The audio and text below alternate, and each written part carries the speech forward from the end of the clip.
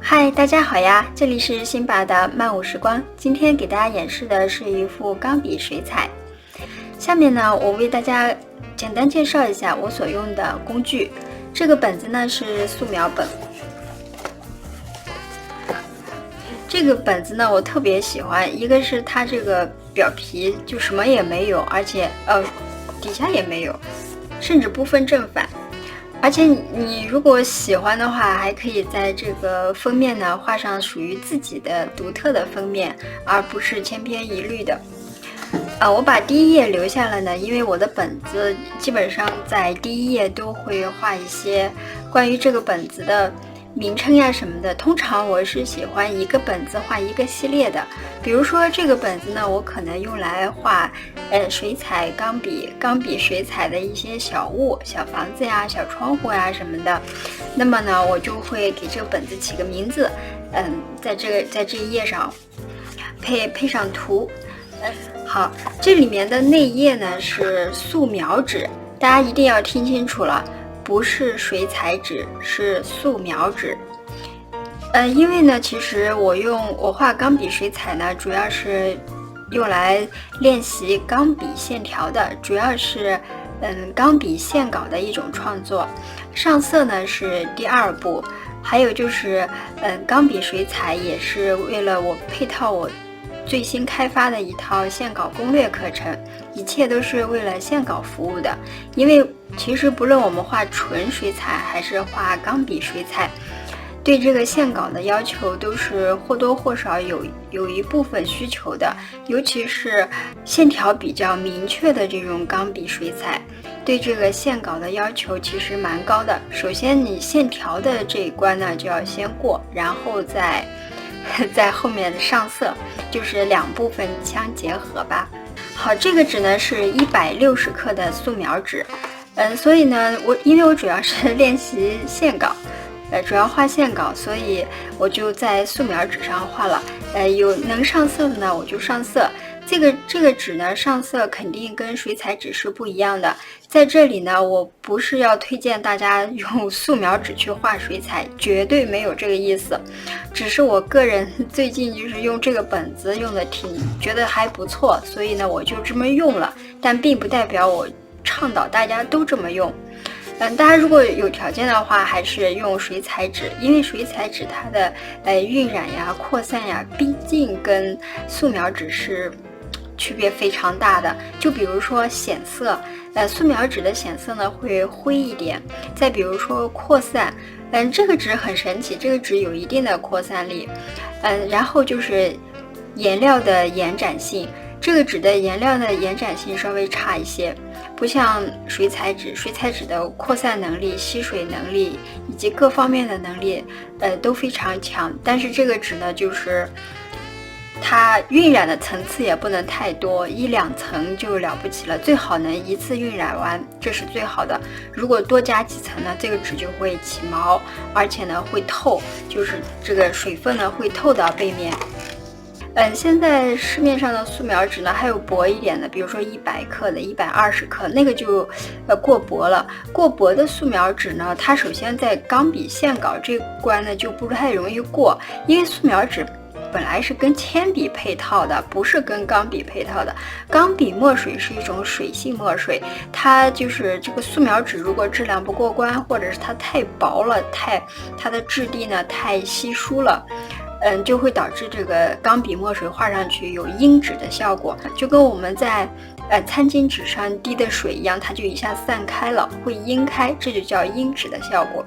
好，用的钢笔最近呢，我比较喜欢用这支国产的孔子弯尖钢笔。这种弯尖钢笔呢，它的弹性会比较大，而且它的线条呢粗细的变化非常灵活。为什么这样说呢？因为它这个头呀，它分了两片的这种弹簧片，这样的，而且它这个头弯度这个长度很大，这样呢就是意味着这个钢笔的弹性非常大，就是弹性大，而且就是出水也比较流畅。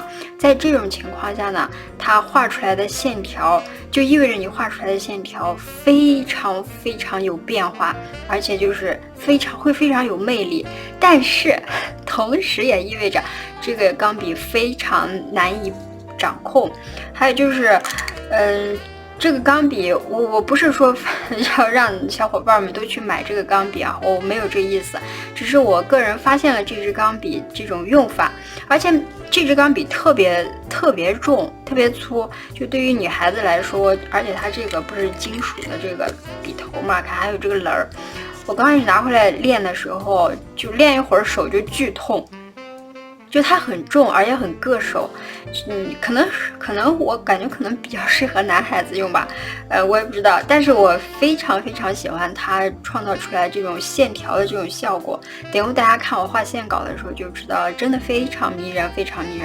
还有就是它创造出来的效果，它创造出来的线条是非常灵活的，而我们通常的钢笔淡彩的这个效果呢，就是线条呢是非常均匀的、流畅的、平滑的，是这种情况。这种情况呢，这个钢笔是创造不出来的。所以呢，通常我们的钢笔淡彩呢，都是用普通的钢笔，或者是针管笔，就是防水的针管笔，或者是普通的钢笔加那个粘液墨水。就是说，它创造出来的效果。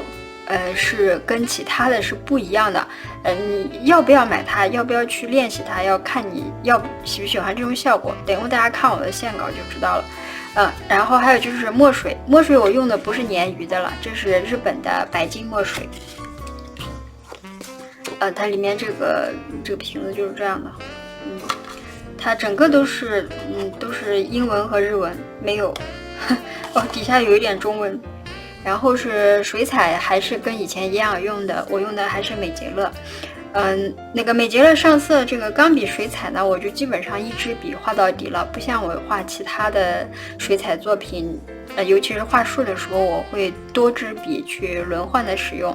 这个我主要就一支笔就再2支笔了不起了。这个是国产的一款动物毛笔，吸水性是不错的，但是笔尖始终是曲里拐弯的。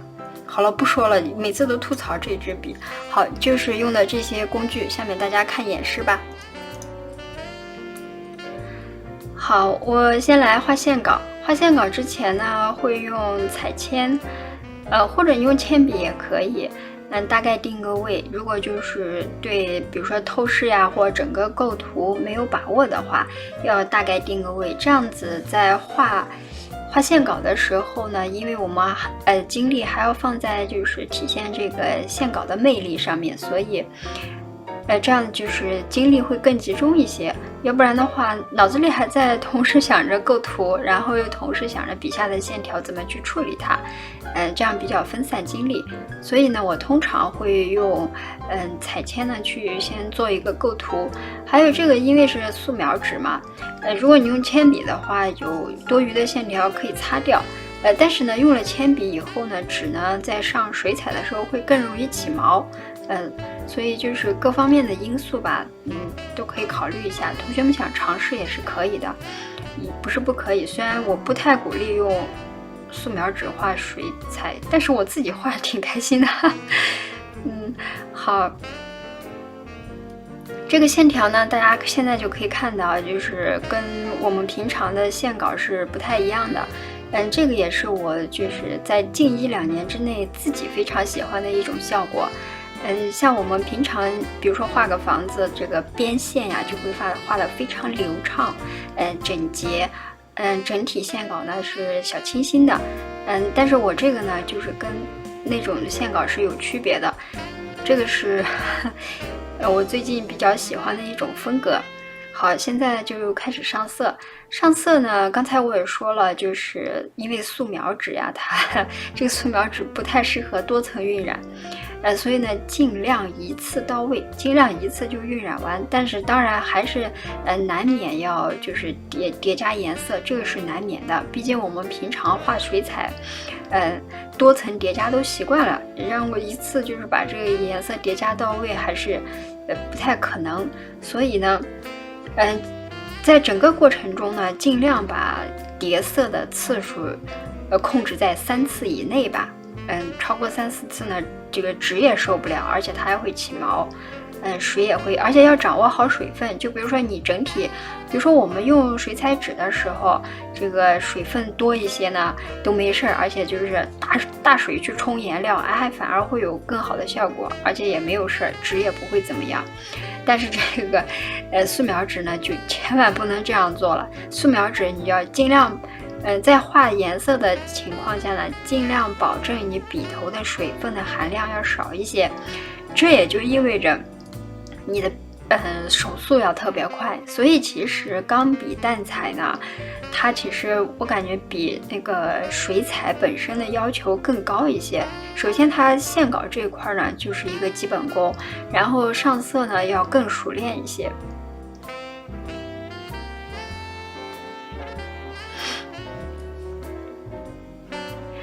喜欢画画的小伙伴嘛，大多数都挺喜欢钢笔淡彩的。其实我自己也很喜欢，就是时下我们画画圈比较流行的钢笔淡彩的效果呢，我也非常喜欢。但是呢，我个人总觉得，少一点力度，就是少一点劲儿那种感觉。所以我今年呢，大概去年才找到自己比较喜欢的这种风格，才创造出这种风格。我认为就是这才是我真正想要的。我并不太想要过于平滑平顺的那种，过于小清新的线条。就是对小清新的这种追求的欲望呢，已经过去了。好，大家也可以看到这个参考照片。参考照片呢，我创造出来这个作品，最后跟参考照片呢还是有区别的，尤其是在构图上呀什么的。房屋也是有区别，这个就是根据你自己个人需要啦。自己觉得怎么样好就怎么样好，就是可以根据自己的想法来。我也是就是先要观察分析，我也是经过比较长时间的去观察分析，然后才去创造出这个效果。就是说参考照片呢，我们仅仅只是参考，并不是要把它彻底的原物还原。如果这样的话，我们就要照片就好了嘛，就不用画画了嘛。所以呢，一定要加入自己的想法，并且呢，在参考照片当中自己不太愿意去表现的东西也可以舍弃，或者自己想加的东西也可以加进去。好，这幅钢笔水彩的小房子就完成了。大家如果有兴趣的话，可以尝试一下哦。也可以加我微信进入我们的绘画聊天群。如果需要原照片和线稿的话，也可以在群里问我要。好，今天就到这里了，谢谢大家的关注与支持，我们下次再见。